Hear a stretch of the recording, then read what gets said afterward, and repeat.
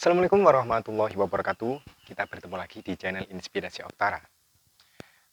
Di postingan-postingan terbaru saya di channel ini, banyak sekali keterangan yang disampaikan oleh para penyimak setia di channel Inspirasi Oktara bahwa ternyata menurut versi mereka, selama ini yang menerima bantuan, baik itu bantuan PKH maupun BPNT adalah mereka-mereka yang masih tergolong dari famili atau keluarga perangkat yang ada, baik itu perangkat desa maupun perangkat kelurahan. Ada juga yang menyatakan bahwa penerima bantuan sosial ini rata-rata memang orang terdekat dari kepala desa, misalnya dari Pak Lurah, dari RT, dari RW. Ya, mereka-mereka yang dirasa lebih dekat atau keluarganya sajalah yang memperoleh bantuan PKH.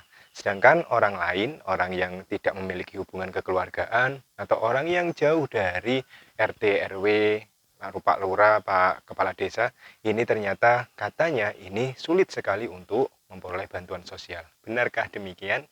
Mari kita bahas. Jadi saya menceritakan pengalaman saya sewaktu mendampingi desa dampingan saya.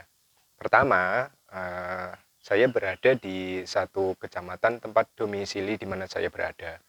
Nah, yang kedua saya tidak mau untuk ditempatkan di tempat tinggal asal saya dengan harapan tidak ada gesekan yang terjadi ya. Yang saya khawatirkan ketika nanti misalnya saudara saya memperoleh bantuan sosial, maka khawatirnya ada tetangga yang kurang suka dan menyatakan bahwa eh, itu saudara saya dan saya memberikan bantuan kepada dia. Ini tidaklah demikian. Perlu Anda ketahui bahwa data penerima bantuan sosial ini murni turun dari Pusat Data dan Informasi Kesejahteraan Sosial dari Kementerian Sosial Republik Indonesia atau yang biasa kita ketahui istilah singkatannya adalah Pusdatin-Kesos. Nah, pengalaman saya ketika saya berada di desa dampingan saya, ternyata KPM yang saya dampingi ini memang yang pertama adalah mereka-mereka yang ya masih bisa dibilang masih bau saudara lah, masih ada ikatan saudara baik itu dari dari besanan ya, dari menantu, dari anak, dari saudara jauh dan yang lain sebagainya. Karena apa? Karakter di desa yang saya dampingi ini rata-rata satu desa memang masih dalam ikatan saudara, ikatan kekeluargaan. Sehingga ketika saya mengunjungi desa dampingan saya tanya rumah Ibu A, ternyata banyak sekali yang tahu meskipun jaraknya jauh. Masih dalam lingkup satu desa ini ternyata banyak sekali ikatan saudara, nyambung sampai kepada para perangkat desanya. Itu. Eh, di sini saya ambil catatan berarti penerima bantuan sosial yang ada di desa dampingan saya ini ternyata masih ada ikatan kekeluargaan dengan para perangkat seperti itu. Kenapa? Karena memang itu tadi. Karena kultur dari desa yang saya dampingi, ini satu desa ini hampir semuanya ini masih dalam ikatan saudara. Sehingga jelas ini masih ada ikatan kekeluargaan. Nah, poin yang perlu Anda tangkap di sini, jika misalnya di dalam satu desa atau dampingan saya, penerima bantuan sosial ini masih ada ikatan kekeluargaan atau orang dekat dari perangkat, dilihat lagi. Jadi saya sebagai pendamping, saya akan menilai secara objektif, jadi tidak secara subjektif atau karena ini saudara dari kepala desa atau saudari dari Pak RT, Pak RW, maka ini harus saya bantu. Tidak demikian. Jadi, baik itu dia penerima manfaat tersebut memiliki ikatan kekeluargaan ataupun tidak, jika kondisinya memang membutuhkan dan sesuai dengan kriteria yang ditetapkan oleh Kementerian Sosial, maka ya jelas bantuan itu diberikan. Jadi poinnya, jika misalnya orang yang bersangkutan ini membutuhkan, kondisi keluarganya sangat minim dan sangat membutuhkan bantuan, terlepas dari ada ikatan saudara atau tidak, terlepas dari dekat atau tidak dengan perangkat kelurahan, perangkat desa, maka orang tersebut dikatakan layak menerima bantuan. Seperti itu ya. Nah, dan pengalaman saya juga, saya pernah mencoret atau menggraduasi KPM yang memiliki ikatan keluarga dengan kepala desa.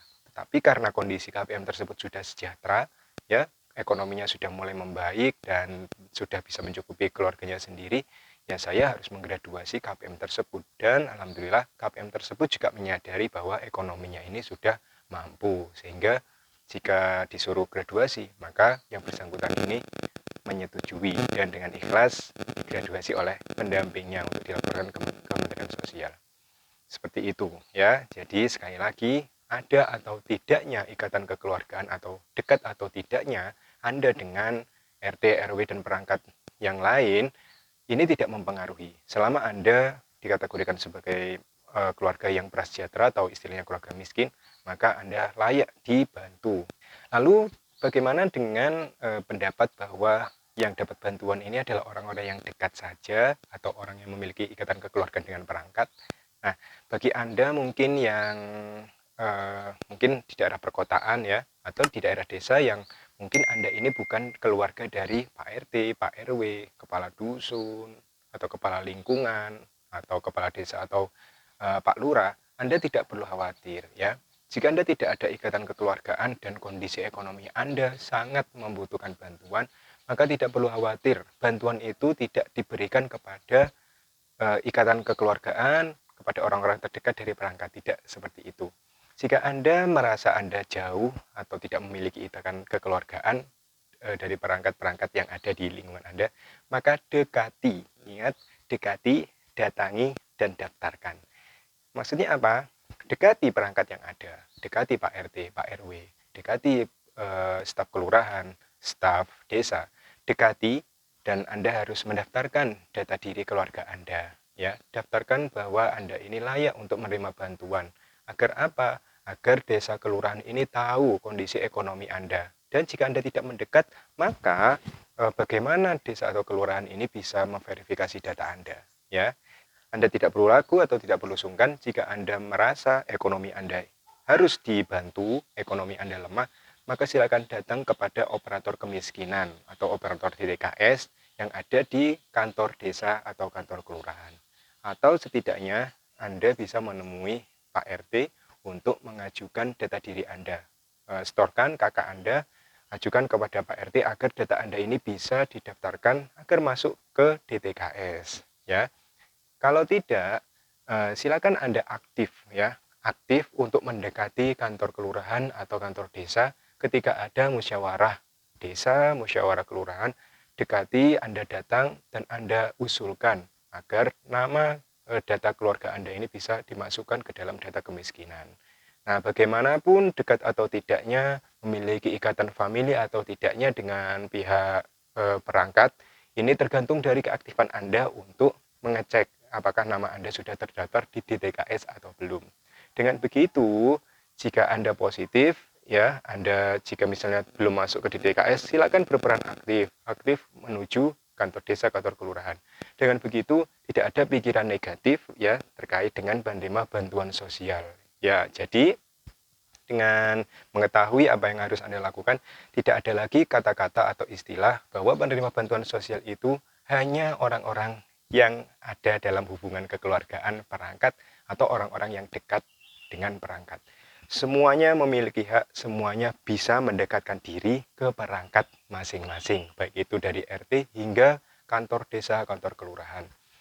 Jadi Anda sebagai warga harus aktif, Anda sebagai masyarakat harus aktif untuk mendaftarkan diri sebagai penerima bantuan sosial jika ekonomi Anda merasa layak.